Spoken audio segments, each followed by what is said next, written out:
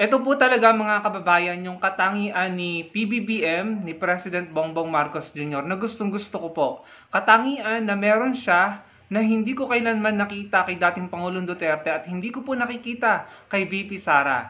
Yung katangian po na tapang na nasa lugar.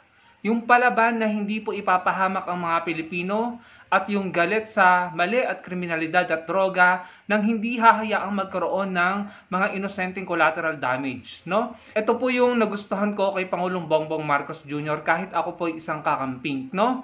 Ito po yung nakita ko sa kanya na katangian na para sa akin ay talaga pong pabor na pabor at nakakatulong po sa bansa natin na never ko pong nakita kay dating Pangulong Duterte or kay VP Sara.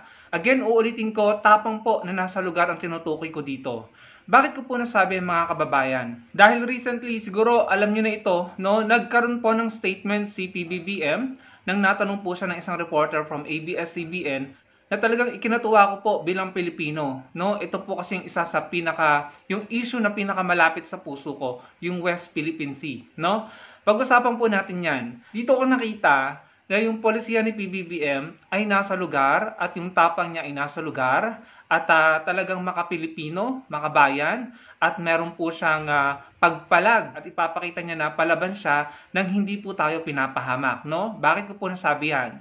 Naitanong po kasi kay PBBM yung reaksyon, nahingan siya ng reaksyon patungkol dun sa naging opposition ng China. Dun po sa mga Typhoon missiles na dinala dito ng US. Ano pong sabi ng Pangulo natin? By the way, I stand corrected. GMA News po pala ang nag-ulat nito. Ayan, nakalagay, GMA News.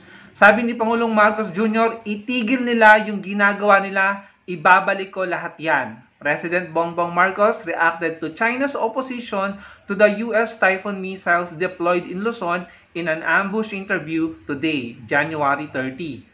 Sabi po ni PBBM, stop claiming our territory, stop harassing our fishermen, and let them have a living, stop ramming our boats, stop water cannoning our people, stop firing lasers at us, and stop your aggressive and coercive behavior, and will return the Typhoon missiles. Ayan mga kababayan. So sa madaling salita, yung pong pagpayag ng Pangulong Bongbong Marcos Jr. na maglagay po ng Typhoon missiles dito po sa bansa natin, ikinatakot po ng China mga kababayan. Yung narrative ng mga DDS na kapag ginawa mo yan, magkakagera, bla bla bla bla bla bla. Tinatakot tayo, no? Kasi yung po yung style ng China, manakot lang. Pero nilagay pa rin naman. Pumayag si PBBM, andyan ng Typhoon missiles, anong ginawa ng China? Nag-oppose lang po sila. Wala po silang aksyon na ginawa laban sa atin. Yan po ay signs ng pagkatakot na. Natatakot sila dahil alam nila may mga nakatutok na missiles, no? So nag-o-oppose na po sila ngayon. Sila na po yung nagrereklamo. In a way, nabaliktad na po ang sitwasyon. Somehow, nabaliktad na ang sitwasyon. Kung nung dating administrasyon, tayo yung laging nagrereklamo, nagko-complain na huwag nyo naman kaming ganituhin, huwag nyo naman kaming harasin, huwag nyo naman kaming pasabugan ng inyong water cannon. Ngayon, sila na po ang nagko-complain. Sinasabi nila na tanggalin naman daw natin yung mga Typhoon missiles na in-install natin na nakatutok sa kanila.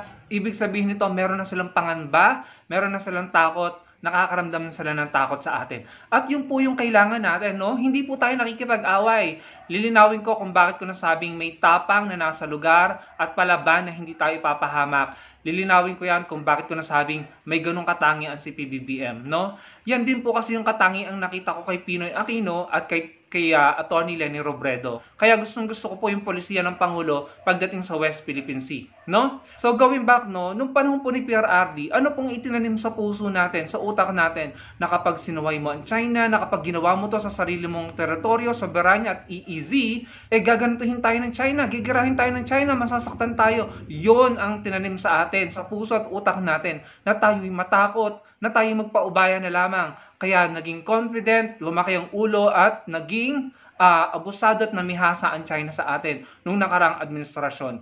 Pero ngayon mga kababayan, tayo po ay binibigyan ng moral ng ating gobyerno, ng ating Pangulo, ang ating AFP, hindi niya ginagawang katawa-tawa, no? Hindi niya ginagawang yung parang biro, no, ang ating soberanya, ang ating national security at ang ating national interest, no? Sineseryoso niya ito. Wala siyang biro na gawin niyo na lamang kaming probinsya na kahit pa sabihin yung biro yan, hindi dapat ginagawang biro ang national security and interest. At yun po ang maganda sa Pangulo natin ngayon. Na pinapakita niya na tayo ay dapat ay naninindigan sa ating karapatan at teritoryo pero hindi tayo nakikipag-away. Aware ang Pangulo natin na nasa Constitution natin na hindi tayo pwedeng magdeklara ng gera. Pero hindi rin naman tama na kapag tayo po ay dinedehado, na tayo inaabuso, hindi po tayo mag-aarmas at hindi po tayo papalag. Kaya ayan po ang naging reaksyon ng China. Nalaman nila, nakita nila na naandyan tayo, ine-engage natin ang mga bansang pwedeng makatulong sa atin, mga superpower, at tayo ay nag-aarmas. Ano ngayon ang nangyari? Ano ngayon ang naging resulta? Nagrereklamo sila, pinapakita nila na natatakot na rin sila. At dapat po ganyan. Dapat po consistent tayo sa ganyang uri ng polisiya. Kaya napakahalaga po ng 2025 election at 2028 dahil kung mga pro-China po ang mananalo, mababaliwala po talaga ang pinaghirapan ng kasalukuyang Pangulo.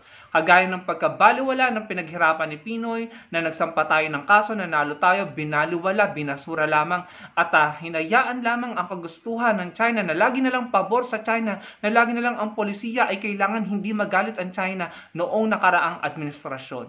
Kaya ngayon, eto na tayo, nag-e-establish na ulit tayo ng moral sa ating mga kasundaluhan, sa ating mga mamamayang Pilipino. Pinapakita natin na tayo dapat manindigan nang hindi tayo nakikipag-away, na tayo dapat ay humahanda na sakaling umabuso ang mga yan at sakaling tayo ay gaguhin, tayo ay may ipapalag at may ibubuga. Pero ako po malaki ang tiwala ko sa talino at kakayahan at sa pag-secure ng Pangulo na hindi po tayo mapapahamak. No? Yang kanyang estratehiya, yan po ang tama. Kahit paanong sabihin ng mga DDS at mga pro-China vloggers dyan, nasa tama po tayong landas pagdating po sa polisiya ng Pangulo ng gobyerno sa West Philippine Sea. Yung China, dati, ang pakiramdam ko, and respect my own experience and opinion, nung nakarang administrasyon tayo po ang inuuto ng China. Naakala ng dating administrasyon, kapag nagpaubaya ka na nagpaubaya sa China, makikinig yan sa'yo at magiging fair yan sa'yo. Hindi po, mga kababayan. Ganit yung mga yan at hindi yan makikipag-deal sa'yo kung hindi sila ang nakalalamang at kung hindi sila ang makikinabang. Sa ngayon, kahit pa sinabi ng Pangulong Bongbong Marcos Jr. na kapag huminto ang China sa pagiging ganid nila, tatanggalin niya ang missiles, naniniwala ako na hindi yan gagawin ni PBBM dahil sigurado ko mas uunahin ni PBBM ang kapakanan at seguridad ng mga Pilipino. Dahil at the end of the day, alam ng Pangulo na kahit anong gawin niya, na kahit anong gawin ng mga Pilipino sa ating mismong teritoryo at bansa, it's none of China's business, mga kababayan. So, wala po silang pakialam doon. Pero, andyan na nga po, no? Kung ino-oppose ng China, manigas sila. Ihinto nila ang dapat nilang ihinto kung ayaw nila ng mga missiles. Pero naniniwala ako, hindi na yan tatanggalin ni PBBM dahil may kinakatakutan na po ang China. At naniniwala ako, hindi po tayo ipapahamak ng Pangulo. No? As a matter of fact, yan po ay deterrence, no?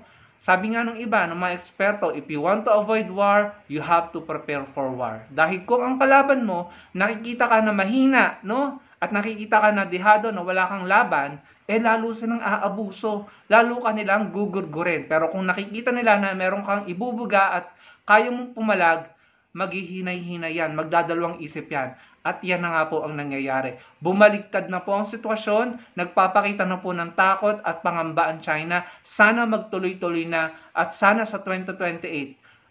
Ang mantra ko na nga po ngayon kahit sinong manalo, wag lang po pro-China. No? Wag lang po pro-China mga kababayan. Dahil kung hindi, back to zero na naman po tayo. Back to dating gawi, paubaya, yung mga kasandaluhan natin, mga PCG, Navy, bumababa po ang moral nila. Sila po ay naaawa sa sarili nila. Dahil piling nila, naging sunod-sunuran sila at wala silang magawa sa China. Ngayon, ang ating armed forces, ang ating mga EDCA sites dyan, yan ay nagbuboost sa moral ng ating mga kasandaluhan. And as a Pilipino, I think that's the right thing to do. Tingnan niyo itong balitang ito. Dati hindi tayo nakakabalita ng ganyan na ang PCG ay naitataboy ang mga Chinese vessels, no? Pero ngayon nagagawa na natin. Slowly but surely, kailangan natin maging consistent. Dadating ang panahon, kusang aalis yung mga ganid na Chinese na yan sa mga teritoryo at mga sovereign rights natin at ating exclusive economic zone, no? At kung tayo patuloy na magsasalita at lalaban ang mga kapwa natin Pilipino na tayo ay kinakalaban para lamang ipagtanggol ang China, dadating ang panahon, yung mga yan ay maniniwala na sa atin at magiging kakampi na natin at maninindigan na para sa ating teritoryo at karapatan sa ating mga karagatan. Ano? So, ayun mga kababayan, kaya talagang heartbroken po tayo nung nalaman natin na yung isang Chinese di umano'y na link sa Pogo ay nabigyan or inaprubahan yung bill para bigyan ito ng Filipino citizenship. No? Si Senator Risa lang po talaga ang nag-vote ng no, ang hindi pumayag dyan. Ano? Kaya mga kababayan, yung author po nan ay si Tolentino, if I'm not mistaken, na nasa admin slate ni PBBM. Ang gusto ko pong sabihin sa inyo, siguraduhin nyo na mga walang low-key DDS or mga pro-China na iboboto kayo kahit pa yun ay nasa admin slate ni PBBM. Dahil baka mamaya niyan, kapag malapit na pong umalis ang Pangulo sa kanyang pagkapangulo sa 2027 or 2028, biglang magbaliktaran yan. And ang pangamba ko, baka po, alam niyo na, yung kagaya na nangyari kay Senator De Lima, ginawa ng mga kaso kay Senator Trillanes, no? Yun po yung pangamba ko. Kaya maging maingat po kayo sa mga iboboto nyo kahit pa yun po ay nasa admin slate ni PBBM. Sabi nga po ni Kent na isang loyalist, mas mamatamisin pa niya si Bam Aquino or si Heidi Mendoza ang manalo bilang senator na alam nila na hindi magiging balakid sa Pangulo, bagkos makakatulong sa Pangulo sa kanyang mga proyekto at programa. No? Tama na yung mga senador kagaya ni Bato de la Rosa. Ito si Bato de la Rosa, no? Sinasabi na dapat pang ma-impeach daw si PBBM. Yan, regarding sa issue na yan, no? Basahin niyo na lamang po. So, ayaw niya na ma-impeach si VP Sara, pero may mga ganito siyang statement, mga kababayan, ano? So, kayo na lamang po, no? Ang humusga. Sinasabi ko lang po sa inyo, mag-ingat po kayo sa mga iluluklok nyo, no? Ako naman po, I feel safe. Kaya Senator Bam Aquino, kaya Senator Kiko Pangilinan at kay Dean Heidi Mendoza, I'm sure makakatulong po sila kay PBBM.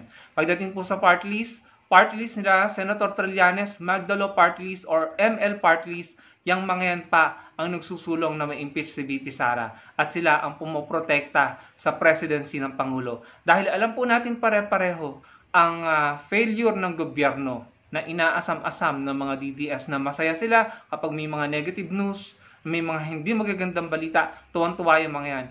Alam po natin kapag ang failure ng gobyerno, tayo po ang maaapektuhan. Kaya hindi po natin ito dapat payagan. Kaya ayaw ng mga yan na makabalita na ito, 200 pesos additional sa minimum wage ng ating mga manggagawang Pilipino. This is good news. Pero nagsa-celebrate ba sila dyan? Hindi sila nagsa-celebrate. Tayo lang ang nagsa-celebrate, ano? So sana ito ay may isa katuparan dahil mga Pilipino po ang makikinabang niyan. Narinig nyo ba sila? Yung mga DDS na natuwa dyan or binalita yan? Hindi. Hindi po nila yung ibabalita, mga kababayan. Ang gusto lang nila, mga negative news. Dahil ang gusto nila talaga ay mapatalsik po ang kasalukuyang gobyerno para sila po ang pumalit. Tapos, nag-iimbento pa sila ng mga imahinasyon nila na gawa-gawang kwento na invited daw si dating Pangulong Duterte at si VP Sara sa inauguration ni Trump.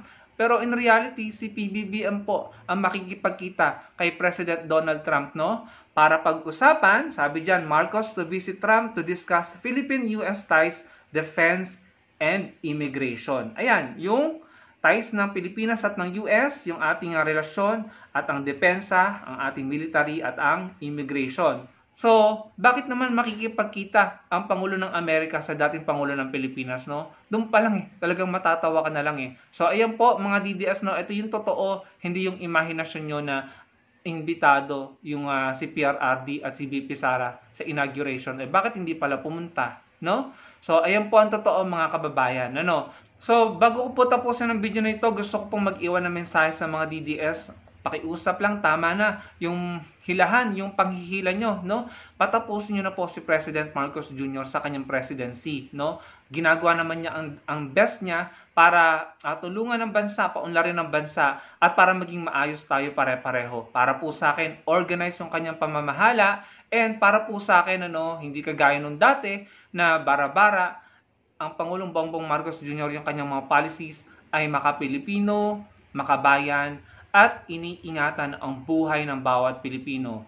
Galit din siya sa droga, galit din po siya sa criminality, pero hindi po niya babardahin ang sistema na kahit pa meron mga inosenteng maging collateral damage, mapuksa lamang ang mga hinihinala or mga suspected na mga kriminal. Hindi po ganun. Pinapayagan niya ang sistema ng batas na manaig, na magkaroon ng due process, na patunayan muna na guilty ang isang tao bago ito ikulong at parusahan. Hindi yung itumba ng itumba to the point na may mga inosenteng nadadamay. Hindi tama yun. Kasi nabaliwala ang cause, nabaliwala ang pinaglalaban nyo na seguridad ng mga inosente, kung sa paglaban nyo ng mga kriminal ay may mga inosente din na nadamay at napatay, no? 'Di ba? Nabaliwala, mga kababayan. At yan po ang nagustuhan ko sa Pangulong Marcos Jr. Lalo-lalo na yung polisiya niya na palaban pero hindi tayo ipapahamak pagdating sa West Philippine Sea, matapang na nasa lugar, disente at hindi nambabastos, hindi binabastos ang mga Pilipino, at hindi ginagawang joke ang Pilipinas at ang mga Pilipino. So, yun lamang mga kababayan, pakiusap mga DDS, patapusin nyo na po. Ilang taon na lang naman, mabilis ang panahon. Imagine, magpo-4 years na po ang Pangulo. Hayaan nyo na ipagpatuloy niya at patunayan niya ang kanyang sarili, at nang makapag-iwan siya ng kanyang sariling legacy bilang President Bongbong Marcos Jr. Sa 2028, pwede naman po kayong bumawi kung mananalo po kayo. Pero kung hindi po kayo manalo sa 2028, respeto po sana ulit, no? Kung manalo kayo sa 2025 at manalo kayo sa 2028, edi good for you. Pero kung hindi kayo manalo, sana irespeto nyo at wag po kayong maging sanhi ng kaguluhan at pagkakawatak-watak nating mga Pilipino. After election, magkaisa tayo para sa bansa natin. Yun lamang mga kababayan, maraming pong salamat sa panonood. Sana po yung makapag-comment kayo at malike nyo ang video natin, at magkita-kita po tayo sa susunod kong video. Salamat po.